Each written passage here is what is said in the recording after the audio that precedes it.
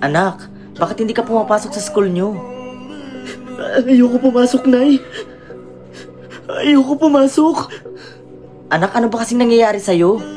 Binubuli ka ba sa school, ha? Sabihin mo sa akin yung totoo. Nandito si nanay, makikinig sa'yo. Kasi, Nay, binaboy ako ni Sir.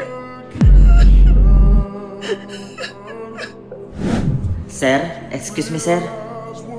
Oh, Marvin, bakit ka nandito? Sir, please naman po. Huwag niyo naman po akong ibagsak. Promise po, gagawin ko po lahat ng ipapagawa niyo. Sure ka? Gagawin mo ang lahat? Opo, sir, gagawin ko po lahat ng ipapagawa niyo. Huwag niyo lang po akong ibagsak. Well, let's see. Alam mo, Marvin, isa lang naman yung gusto ko. Ikaw. Ikaw yung gusto ko. Ha? Di ba sabi mo gusto mong ipasa kita? So dapat, gagawin mo lahat ng gusto ko. Opo sir, pero huwag naman po sa ganitong paraan. Huwag ka mag-alala. Sekreto lang natin to. Tayo lang dalawang nakakaalam. Sir, wag po. Wag po sa ganito, sir. Huwag ka mag-alala. Sandali lang to. Sir, wag po. Maawa po kayo sa akin.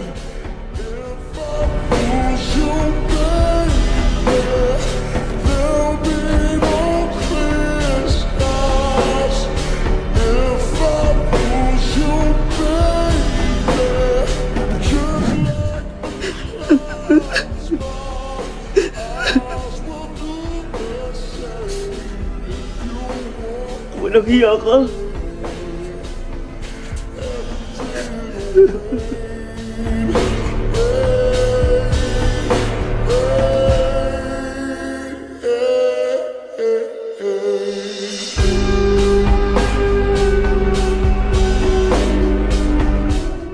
Okay, so what is the part of the... Hayop ka. Paano mo nagawa to sa anak ko, ha?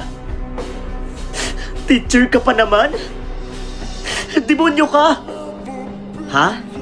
Ano pong pinagsasabi niyo? Huwag ka na magbaang-maangan pa. Sinabi na sa akin lahat ni Marvin. Hayop ka. Manyakas kang hayop ka.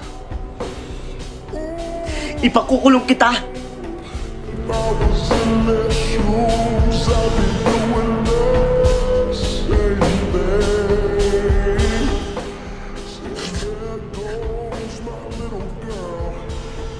Demonyo ka? Nararapat lang niya sa'yo, hayop ka! Sorry po.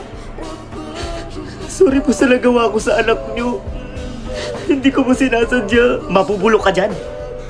Pagdudusahan mo lahat ng ginawa mo sa anak ko. Alam mo, hindi ka dapat teacher ng mga estudyante. Teacher ka dapat ng mga manyakis. Bakla ka. Hayop ka. Hayop ka. Sorry po. Sorry po.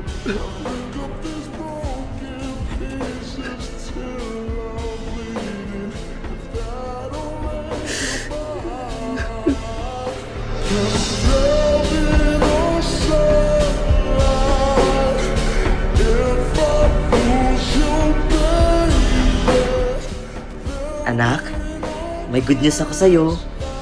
Nahuli na yung hayop mong teacher. Talaga, Nay? Sa wakas, mabibigyan na ng hustisya yung mga kababuyan na ginawa niya sa'yo, anak. Kaso, wala ka na, anak. Bakit mo naman iniwan si nanay? Marami pa tayong mga pangarap, di ba?